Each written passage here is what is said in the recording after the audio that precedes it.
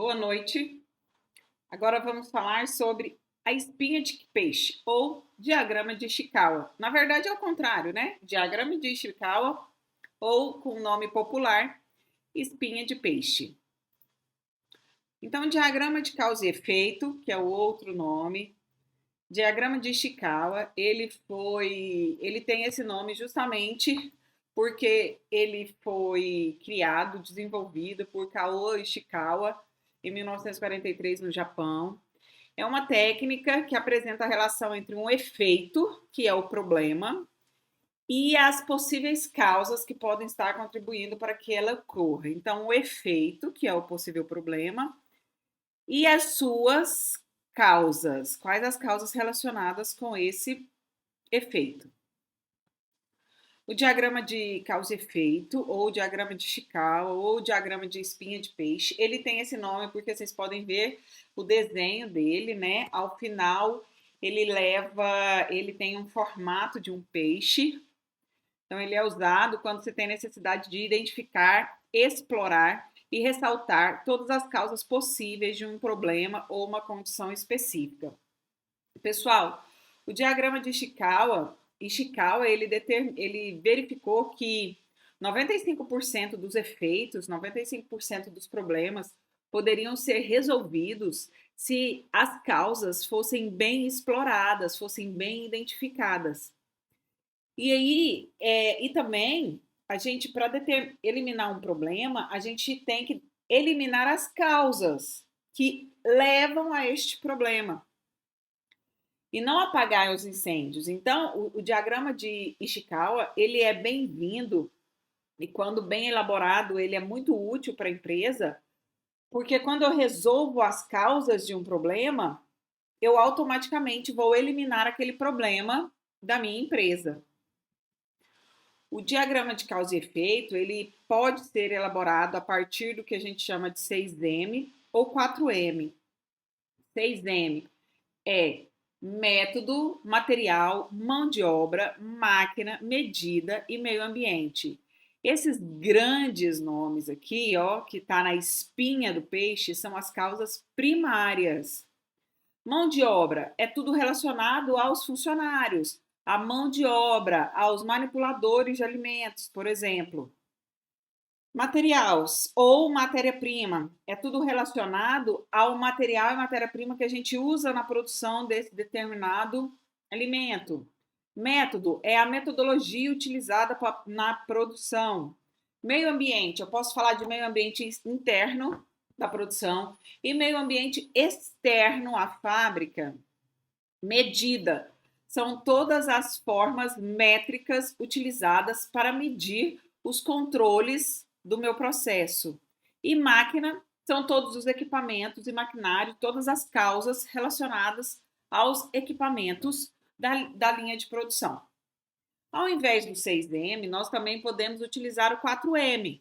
Ao invés de eu ter todos esses 6, eu vou ter apenas o método, a mão de obra, o material ou matéria-prima e a máquina.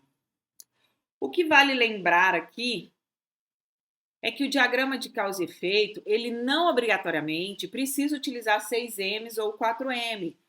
Na administração, a gente tem até 4P, né? E não precisa utilizar esses padrões. Você pode, em um brainstorm com a sua equipe da qualidade, elaborar suas causas primárias. Você desenha o efeito, que é o seu problema.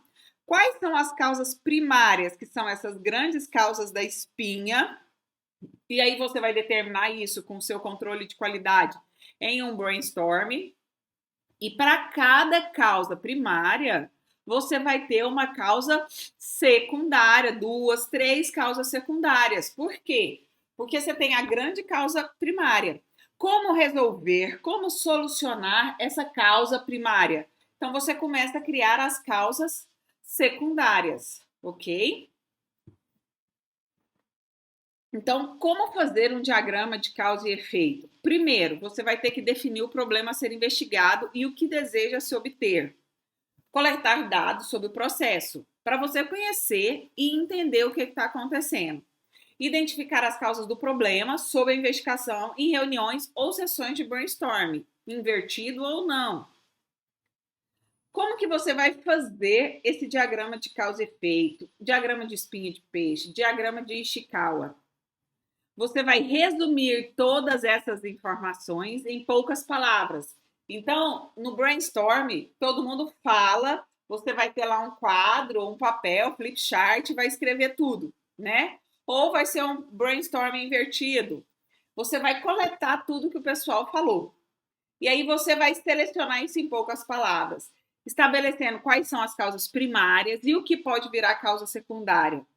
Para cada causa, você deve questionar por que isso acontece. Concentre-se nas causas mais importantes para a obtenção do seu objetivo.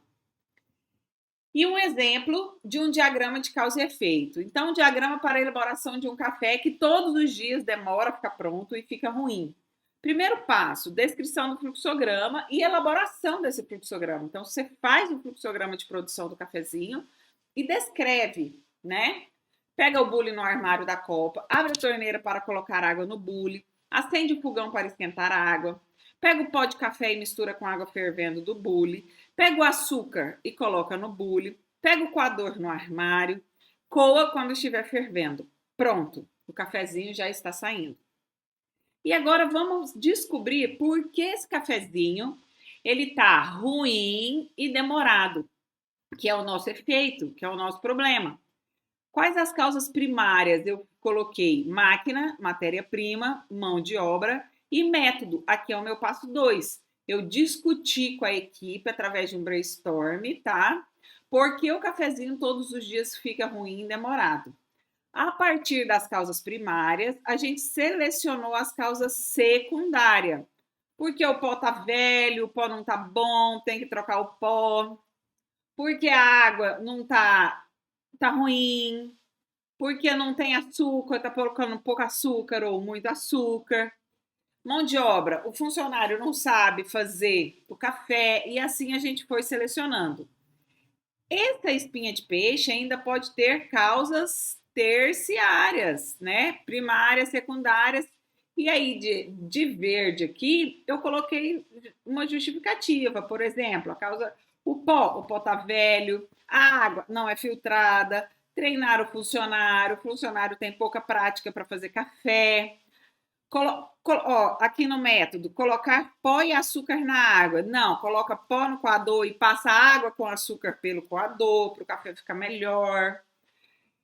Localizar e pegar o bule, organizar melhor o armário, às vezes a gente aplica um 5S aí. Então eu fui colocando outras justificativas para a gente saber como solucionar. Então, um diagrama de causa e efeito bem elaborado, bem estruturado, vai ajudar a empresa a acabar com as causas e eliminar literalmente o efeito. Não simplesmente apagar um incêndio. Você vai realmente na causa que está causando aquele problema na qualidade. Então, quais foram as soluções propostas? Trazer o armário para próximo do fogão. Então, tá aqui, ó. O fogão demora a acender, botões com problema, o armário é longe do fogão. Então, nessas causas terciárias, a gente já praticamente tem as respostas do que a gente precisa fazer. Então, quais foram essas soluções? Trazer o armário para próximo do fogão, lá na máquina. Reparar a peça velha dos botões, máquina. Trocar o coador, máquina. Filtrar a água na matéria-prima. Diminuir o estoque de café para ele não ficar velho. Lembra que a gente colocou lá? O pó era velho. Matéria-prima. Treinar o manipulador, o produtor do café, mão de obra. Deixar o bule próximo do fogão e torneira com filtração. É o método. Quais são os fatores críticos que levam a um sucesso no brainstorming? Envolver todos os interessados no processo, tá? Não criticar nenhuma ideia e sugestão. Agrupar as causas conjuntamente. Não sobrecarregar o diagrama. Construir um diagrama para cada problema detectado. Listar todas as causas prováveis. Criar um ambiente favorável à solução dos problemas.